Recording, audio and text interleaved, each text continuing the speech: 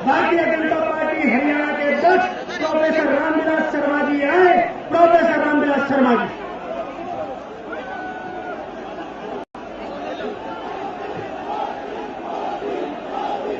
आज हमारे बीच में भारत के भावी प्रधानमंत्री श्रीमान नरेंद्र मोदी, हमारे गुड़गांव से लोक लाडले उम्मीदवार स्वतंत्रता सेनानी राव तुलाराम के वंशज राव इंद्रजीत सिंह, हमारे फरीदाबाद से उम्मीदवार चौधरी कृष्णपाल गुर्जर, बहन सुधा यादव, राव बलवीर सिंह जी, हमारे प्रभारी प्रोफेसर जगदीश जी मुखे, हमारे सह प्रभारी डॉक्टर अनिल जैन, मंच पर विराजमान श्री भामीराम जी मंगला, दीपक जी मंगला और इस जिला के अध्यक्ष तेजपाल कंवर, फरीदाबाद जिला के अध्यक्ष अजय गौड़, भारतीय जनता पार्टी और हल्का के सभी पदाधिकारी और ये गुड़गांव की जनता जनार्दन।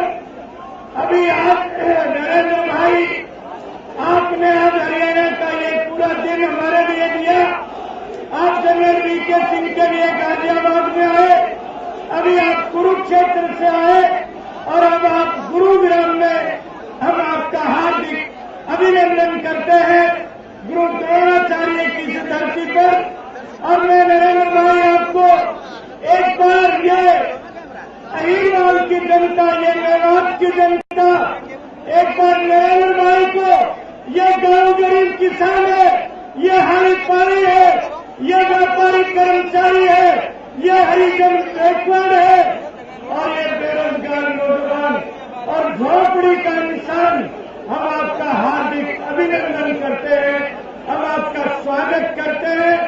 और एक बार आप सब लोग नरेंद्र भाई मोदी को एक बार दोनों हाथ उठा करके भारत माता की, भारत माता की, वंदे वंदे। नरेंद्र मोदी कमल निशान मांग रहा है हिंदुस्तान, एक बार जोर से नरेंद्र मोदी कमल निशान,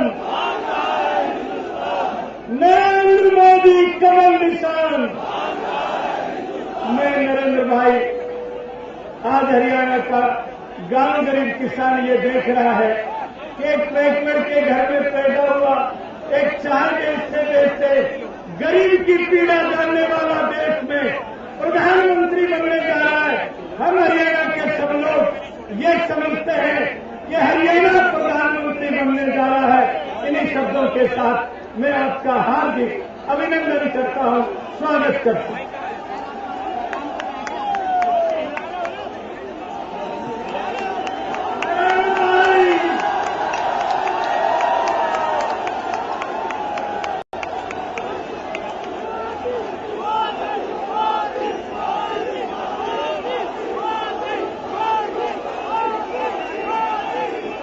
भारत माता की, भारत माता की। मंच का यजमान प्रदेश के अध्यक्ष श्री रामविलास जी, प्रदेश के प्रभारी श्री जगदीश मुखी जी, डॉक्टर अनिल जैन जी, इस चुनाव में हमारे प्रत्याशी राव इंद्रजीत सिंह जी और फरीदाबाद के प्रत्याशी श्री कृष्णपाल गुर्जर जी, बहन सुधा यादव जी, राव नरवीर सिंह जी, श्री सुरेश भट्ट जी, श्री रामचंद्र बेड़ा जी, श्री तेजपाल कंवर जी, श्री राम अवतार सिंगला जी, श्री सतीश खोला जी, श्री अजय गौड़ जी, श्री गिरिराज जी डागर, श्री भामीराम जी मंगला, श्री सत्य प्रकाश कश्यप जी, श्री दीपक मंगला, श्री लक्ष्मण जी यादव, श्री विमल यादव, श्री बेगराज जी यादव, मंच पर विराजमान सभी वरिष्ठ महानुभाव और विशाल संख्या में आए हुए भारत के भाग्य विधाता मेरे भाइयों और बहनों,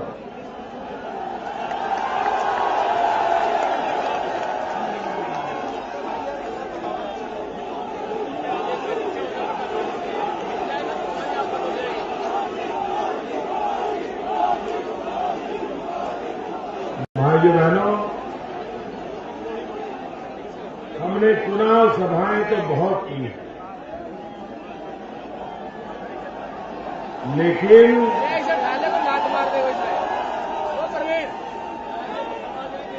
ये पहली चुनाव सभा में ऐसी देख रहा हूं, चुनाव में जहां भी जाता हूं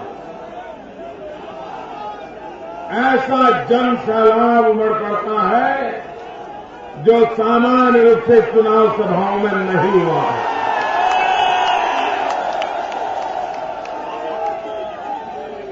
एक संसदीय क्षेत्र की चुनाव सभा मानो पूरे राज्य की रैली हो रही हो, इतनी बड़ी हो रही है।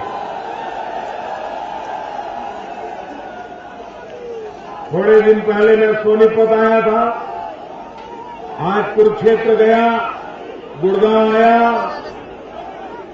भाइयों बहनों, ये दृश्य देखते ही बनता है। ये मेरा सौभाग्य है कि मुझे जनता जनार्दन के उमंग उत्साह के ऐसे भव्य दृश्य दर्शन करने का मौका मिला।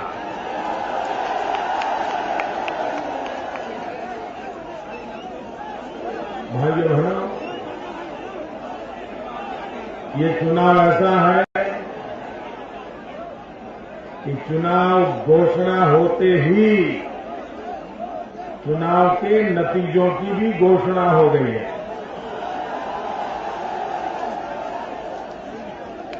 लोगों को भली भांति पता है चुनाव का परिणाम क्या आने वाला है।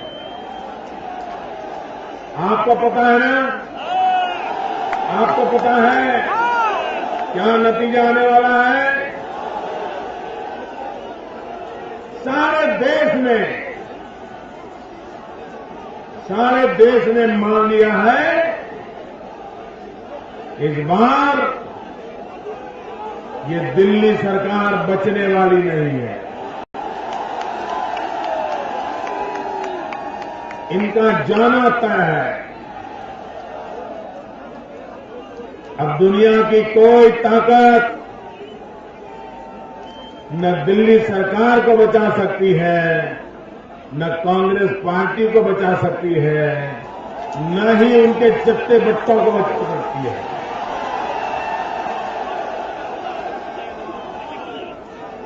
भाइयों बहनों, चुनाव में हार जीत तो बड़ी बात नहीं होती। सरकारें आती हैं, जाती हैं, परिवर्तन होता रहता है, लेकिन ये पहला चुनाव ऐसा है कि जिसमें सिर्फ सरकार को निकालना इतना मुद्दा नहीं है, लोगों के दिल दिमाग में ये सरकार में बैठे हुए लोगों को कड़ी से कड़ी सजा देने का इरादा।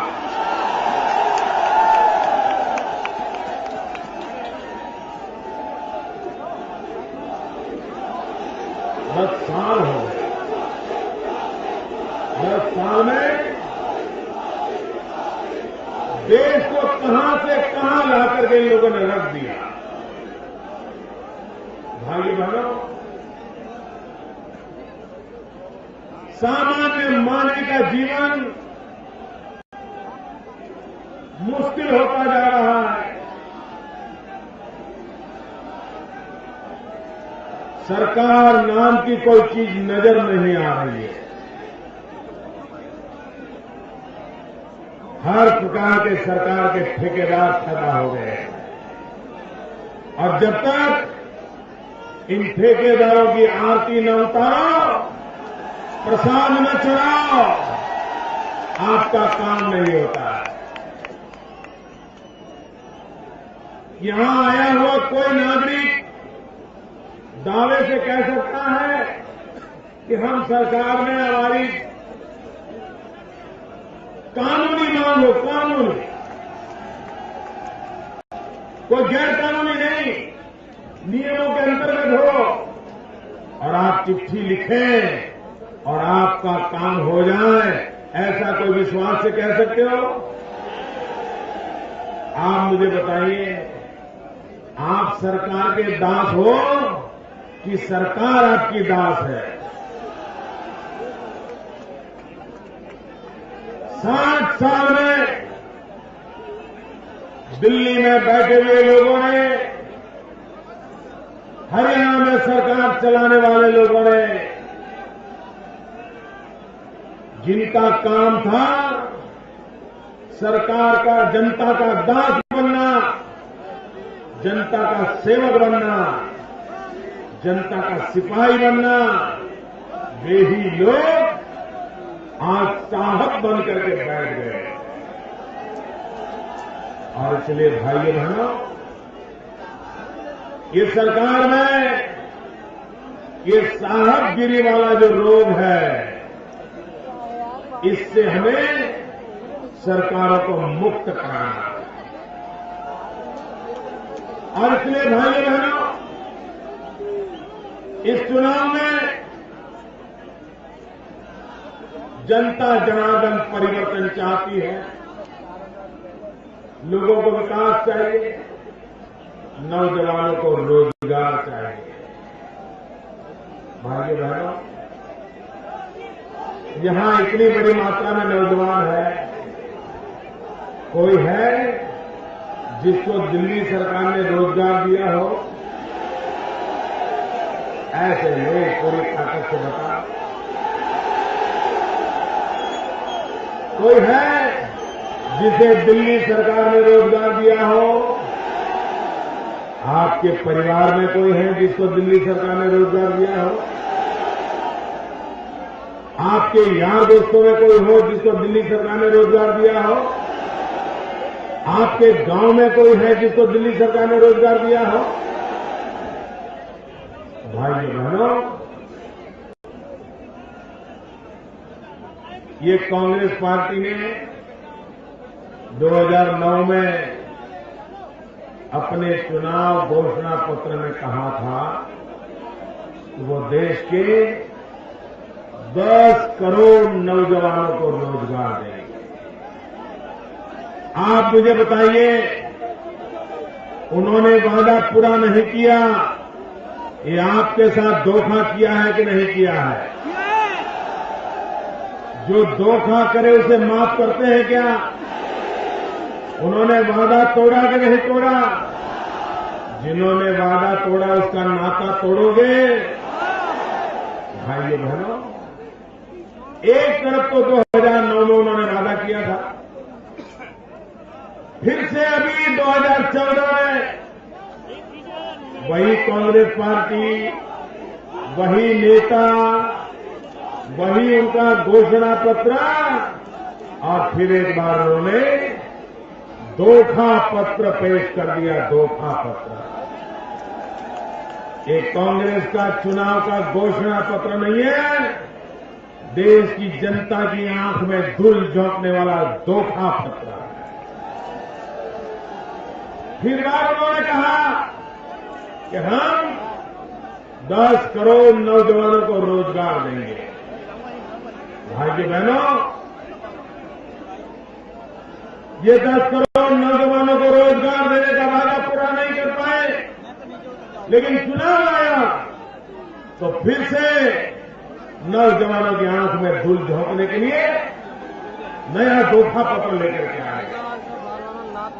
भाइयों बहनों, मैं आपसे पूछना चाहता हूं, कांग्रेस पार्टी ने 100 दिन में महंगाई दूर करने का वादा किया था, ऐसे नहीं, पूरी ताकत से बताओ।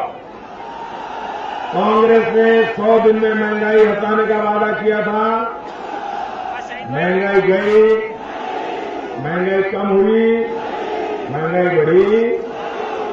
भाइयों बहनों, कोई अगर गलती करे तो लोग माफ करते हैं, लेकिन अगर कोई बेईमानी करे तो जनता के साथ धोखा करे तो जनता कभी भी उसको माफ नहीं करती।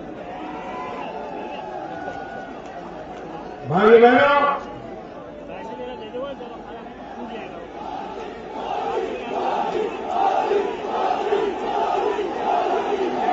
ये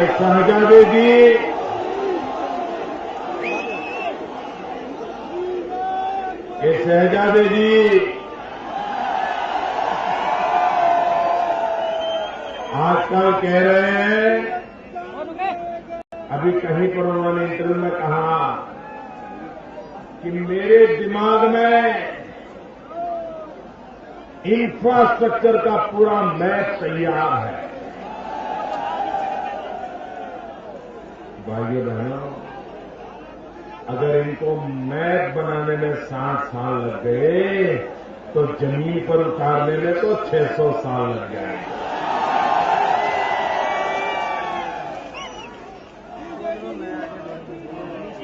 भाइयों बहनों, इंफ्रास्ट्रक्चर में एक महत्वपूर्ण क्षेत्र होता है बिजली। क्या आपको बिजली मिलती है? आपको बिजली मिलती है? क्या जनरेटर से जिंदगी गुजारनी पड़ती, नहीं गुजारनी पड़ती? भाई बहनों, ये अंधेरा क्यों है? ये बिजली के बिना मुसीबतें क्यों झेलनी पड़ रही है? उसका कारण है देश में 20,000 मेगावाट बिजली के कारखाने आज पर उसको ताला लगा हुआ पड़ा है। वहां नौकरी करने वाले लोग बेरोजगार हो गए। ऐसा क्यों हुआ? क्योंकि उनके पास कोयला नहीं है। एक तरफ 20,000 मेगावाट बिजली के कारखाने बंद पड़े हैं, दूसरी तरफ देश अंधेरे में डूबा हुआ। क्या ऐसी सरकार आपने देखी है कि बिजली के कारखाने तो हो, बंद पड़े हो और देश बिजली के लिए तड़पता हो? ऐसा क्यों हुआ? क्योंकि इन कारखानों के पास कोयला नहीं है। कोयला क्यों नहीं? तो दिल्ली सरकार ने कोयले की खदानों पर ताले लगा दिए। ताले क्यों लगाए? क्योंकि सुप्रीम कोर्ट ने फाइल मांगी, जरा फाइल लाओ, कोयले किसको दिया, किसने चोरी किया, किसने उठाया। तो कांग्रेस सरकार ने क्या कहा सुप्रीम कोर्ट को? फाइल खो गई है। ये कांग्रेस वालों के लिए तो फाइल खो गई होगी, देश के लिए तो लाइफ खो गई है, लाइफ।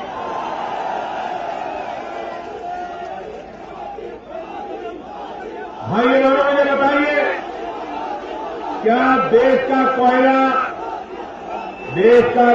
देश के काम आना चाहिए? कोयले की खदानों से कोयला निकलना चाहिए, बिजली के कारखानों तक पहुंचना चाहिए, बिजली बननी चाहिए, बिजली गांव-गांव जानी चाहिए, कारखाने लगने चाहिए, नौजवानों को रोजगार मिलना चाहिए। आपको समझ आता है ना? सब समझ आता है ना? ये दिल्ली सरकार वालों को नहीं आता। जो छोटी सी बात आपको समझ आती है, ये दिल्ली सरकार वालों को समझ नहीं आती। भाइयों बहनों, एक गुड़गांव में कोई नौजवान है जो मुझे कहे कि उसके जेब में एक भी रुपया न हो, लेकिन 3 महीने में 50 करोड़ रुपए की कमाई कर सके, ऐसा कोई जादूगर है क्या यहां? कोई जादूगर है भाई जिसके जेब में एक पैसा न हो, लेकिन 3 महीने में उसके खाते में 50 करोड़ रुपया आ जाए? ऐसा कोई बाजीगर है क्या? शहजादी जी, देश जानना चाहता है, इस गुड़गांव का, हरियाणा का किसान जानना चाहता है, ये कौन बाजीगर है जिसने किसानों की जमीनें हड़प करके 3 महीने में 50 करोड़ रुपया कमा लिया है? बाजीगर कौन है? इस बाजीगर के साथ आपका नाता क्या है जरा बताओ? देश जाना भर में भ्रष्टाचार के लिए भाषण देने वाले शहजादी जी, आपके घर में क्या हो रहा है देश जानना चाहता है। आप मुझे बताइए, कौन है जिसके खाते में 50 करोड़ रुपया जमा हुआ है? कौन है? कौन है? उनके क्या लगते हैं? उनके क्या लगते हैं? भाइयों बहनों, आप देश को उपदेश दे रहे हो और खुद जवाब देने को तैयार नहीं, और कह रहे हैं मैं देश के हर नागरिक को चौकीदार बनाऊंगा। क्या ऐसे ही चौकीदार होंगे क्या? जो कोयला चोरी करते हैं, जो 2G में गड़बड़ करते हैं, जो रेलवे में गड़बड़ करते हैं, जो आदर्श घोटाले में गड़बड़ करते हैं, क्या यही लोग चौकीदार होंगे क्या? शहजादे जी, दूध की रखवाली दिल्ली को दे दोगे क्या?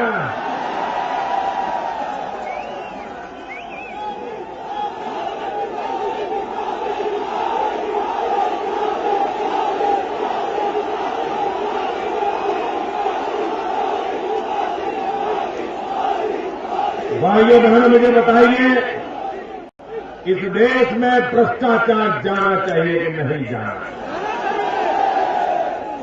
भाइयों बहनों, एक कांग्रेस पार्टी भ्रष्टाचार के खिलाफ लड़ सकती है? आपको भरोसा है? उनके वादों में भरोसा है? उनकी बातों में भरोसा है?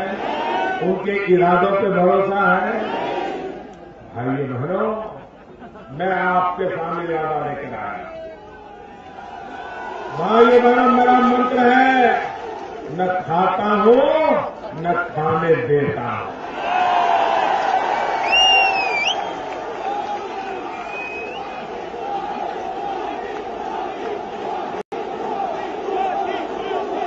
और मैं अनुभव से कहता हूं कि भ्रष्टाचार से देश को मुक्त किया जा सकता है। शर्त एक ही है, जो ऊपर बैठा है उसमें दम चाहिए।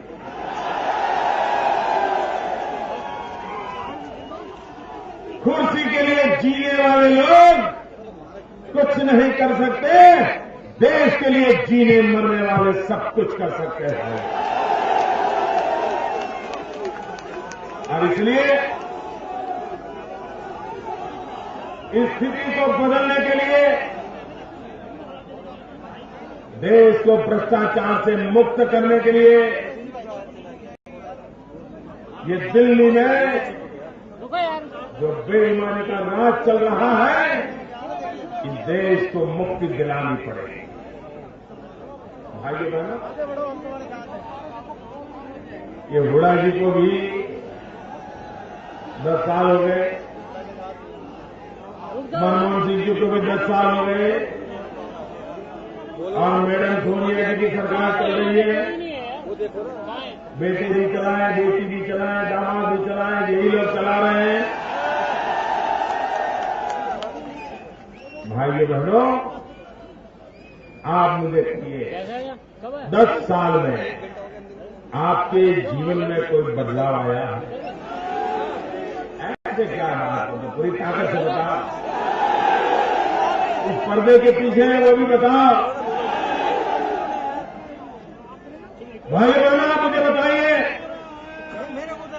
क्या कोई बदलाव आया है?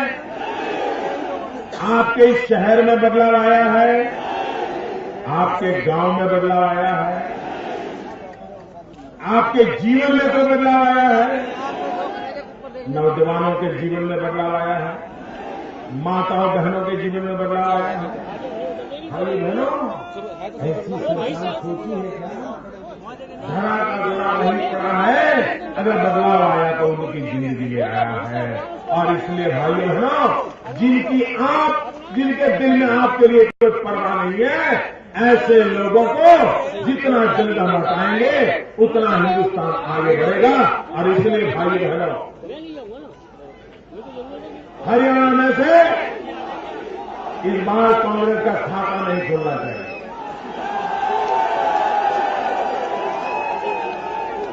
भाई बहनों, इस बार हरियाणा पूरी ताकत दिखा दे और देश को एक नई दिशा दे। और भाई बहनों, आज जब मैं गुड़गांव आया हूं, दिल्ली के पड़ोस में हूं, न जाने क्यों जिस दिल्ली के लिए हमें नाज था, जिस लोग हमें गर्व था, दुनिया के सामने हमारी राजधानी की हम चर्चा करते थे, दुर्भाग्य से आज वो बलात्कार की नगरी बन गई। माताएं बहनें असुरक्षित है। और आपके हरियाणा के तो मुख्यमंत्री कह देते हैं 8 बजे के बाद महिलाएं बाहर न जाए। तो फिर आप सरकार क्यों चलाते हो रहे? लोग अपने घर में रहेंगे, अपना कारोबार चलाएंगे। क्या ये देश चलाने का ये तरीका है? भाई बहनें कैसे मूर्ख बनाते हैं। मैं देश भर की माताओं बहनों का ध्यान आकर्षित करना चाहता हूं। मैं नौजवान बेटियों का ध्यान आकर्षित करना चाहता हूं। और बड़ी गंभीरता से मेरी बात को लीजिए। ये लोग कितने झूठे वादे करते हैं। जब दिल्ली में निर्भया कांड हुआ, पूरे देश की आंख में आंसू थे। एक बच्ची पर बेरहम बलात्कार, उसे मौत के घाट उतार दिया। देश के दिल्ली में रहने वाले नौजवान सड़कों पर आ गए। भयंकर ठंड के बीच वो रास्ते पर सो रहे थे। कभी पानी की बौछारें, कभी लाठियां चलती थी, लेकिन ये नौजवान हमारी बेटियों के सम्मान के लिए डटे रहे, लड़ते रहे, जूझते रहे। पूरे देश का खून खौल गया। भाइयों बहनों, ऐसे माहौल में भारत सरकार ने अपने बजट में इस देश की मां बेटियों की रक्षा के लिए, सम्मान के लिए 1000 करोड़ रुपए का निर्भया फंड निकाला था, बजट निकाला था। सारे देश के अखबारों ने बड़ी तारीफ की थी, टीवी वालों ने तारीफ की थी, उनका जय जयकार किया था। लेकिन बाद में किसी ने पूछा, ये मां बेटियों की सुरक्षा और सम्मान के लिए 1000 करोड़ रुपया लगाए थे, वो कहां गए? भाइयों बहनों, मुझे दुख के साथ कहना है, ये निर्भया पर जो बलात्कार हुआ, उससे भी गहरी चोट ये दिल्ली की बेरहम सरकार ने दी है। उसने 1000 करोड़ रुपये में से एक नया पैसा खर्च नहीं किया। और एक कितनी मोटी चमड़ी के लोग हैं। निर्भया जैसी घटना भी इनको रुला नहीं पाती, उनको हिला नहीं पाती। निर्भया ने पूरी दुनिया को चौंका दिया था। ये दिल्ली सरकार पर कोई फर्क नहीं पड़ता। उसी शहर में पिछले साल के बजट में 1000 करोड़ रुपया लगाया था, उसमें से एक पैसा खर्च नहीं किया। और दोबारा इस बजट में वोटों अकाउंट में फिर 1000 रुपया डालने का नाटक किया गया। भाइयों बहनों, ये माताओं बहनों का अपमान है कि नहीं? ये आपके गांव पर नमक छिड़कने का प्रयास है कि नहीं? इसलिए मैं कहता हूं भाई, ये धोखेबाज परंपरा नहीं चल सकती। ये धोखेबाजी का खेल नहीं चल सकता। भाइयों बहनों, ये कांग्रेस पार्टी बड़ी कमाल की पार्टी है, बड़े चतुर लोग हैं। कब क्या करना, कैसे करना, कब करना, ये सब उनको मालूम होता है। इसलिए इस चुनाव में आएंगे, हाथ जोड़ेंगे, आपको भी अच्छा लगेगा। फिर धीरे धीरे हाथ मिलाना शुरू कर देंगे। उसके बाद हाथ दिखाना शुरू करेंगे। देखते देखते हाथ आजमाना शुरू हो जाएगा और भाइयों बहनों, मौका पड़ते ही हाथ की सफाई शुरू हो जाएगी। और इसलिए भाइयों बहनों, ऐसी कांग्रेस के पास भरोसा मत कीजिए। भाइयों बहनों, अटल बिहारी वाजपेयी की सरकार 6 साल चली थी, लेकिन 6 साल में अटल बिहारी वाजपेयी जी ने देश के 6.5 करोड़ नौजवानों को रोजगार दिया था। इनकी सरकार 10 साल से चल रही है। 10 साल में मुश्किल से 1.25 करोड़ 1.5 करोड़ लोगों को रोजगार दिया है। भाइयों बहनों, ये आपका भविष्य नहीं बदल सकते। भाइयों बहनों, कुछ साल के बाद देश आजादी के 75 साल मनाए। 5-7 साल के बाद हमारे देश की आजादी को 75 साल होंगे। हमारे देश में 75 साल का बड़ा महत्व होता है। अमृत पर्व मनाया जाता है। भाई बहनों, जिन महापुरुषों ने देश के लिए बलिदान दिया, आजादी के जंग में जीवन खपा दिए, जवानी जेल में बिता दी, भाई बहनों, वे हमारे देश की आजादी के लिए लड़ने वाले, देश की आजादी के लिए जीने वाले, देश की आजादी के लिए मरने वाले महापुरुषों को जब देश आजादी के 75 वर्ष मनाए, तब उनको कैसा हिंदुस्तान देना चाहते हैं। इस चुनाव में आपको निर्णय करना है कि देश के आजादी के दीवानों को 75 साल के आजादी के पर्व पर हम कैसा हिंदुस्तान देना चाहते हैं। भाइयों बहनों, मेरा सपना है देश जब आजादी का पर्व मनाए, देश जब आजादी का 75वीं जयंती मनाए, तब तक हमारे देश में कोई भी परिवार ऐसा न हो जिसके पास रहने के लिए घर न हो। ऐसा कोई परिवार न हो जिसके घर पे छत न हो। ऐसा कोई परिवार न हो जिसके घर में नल न हो, और नल भी ऐसा हो जिसमें पानी आता हो। हर घर में बिजली हो, हर घर में शौचालय हो, बच्चों की शिक्षा का प्रबंध हो, बुजुर्गों के लिए अस्पताल की व्यवस्था हो। मेरे भाइयों बहनों, क्या हम ऐसा देश नहीं बना सकते? बना सकते नहीं? मुझे बनाना है, मुझे आशीर्वाद दीजिए। हम सबको मिलकर के बनाना है। हम संकल्प करें और हरियाणा से भारतीय जनता पार्टी के सभी कमल को विजयी बनाइए, हमारे साथी दल को विजयी बनाइए। और मेरी पूरे देशवासियों से अपील है, अब देश को सिर्फ परिवर्तन चाहिए ऐसा नहीं, ये गए और कोई आए ऐसा नहीं, ये तो जाएंगे जाएंगे जाएंगे, बचने वाले नहीं है। लेकिन जो सरकार आए वो मजबूत होनी चाहिए, दी जानी चाहिए। पर्दे के पीछे कोई नचाए, ऐसे नाचना पड़े, ऐसी सरकार नहीं चाहिए। और वो करना है तो कम से कम 300 लोकसभा के सभ्य भाजपा के चुन करके भेजिए। मजबूत सरकार बनाइए तो इरादा भी मजबूत होगा। अगर सरकार मजबूत होगी तो काम भी मजबूत होगा। अगर सरकार मजबूत होगी तो देश भी मजबूत होगा। और इसलिए मेरे भाइयों बहनों, 300 से ज्यादा सीटों के साथ इस चुनाव में देश भारतीय जनता पार्टी को विजयी बनाए। और मैं विश्वास दिलाता हूं आपके सपनों को मैं पूरा करूंगा।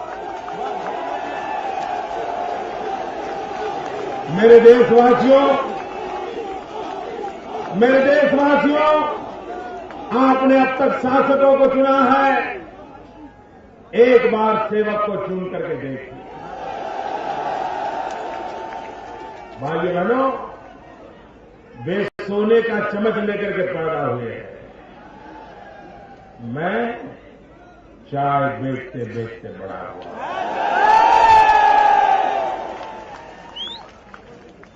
वे नामदार हैं, मैं कामदार हूं।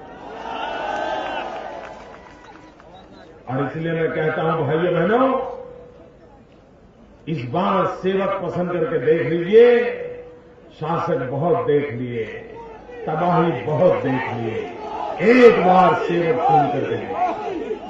भाइयों बहनों, आपने उन्हें 60 साल दिए। 60 साल कम समय नहीं होता है।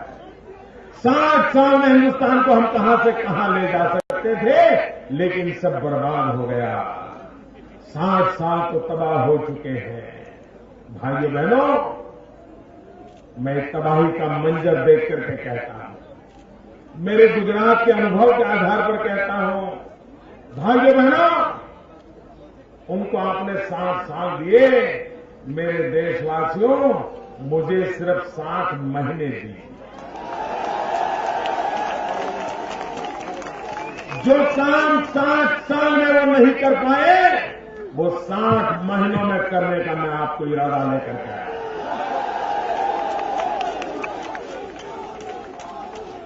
आप इतनी बड़ी संख्या में आए, इतने जोम और जुस्से से मेरा समर्थन किया, मैं आपका बहुत बहुत आभारी हूं।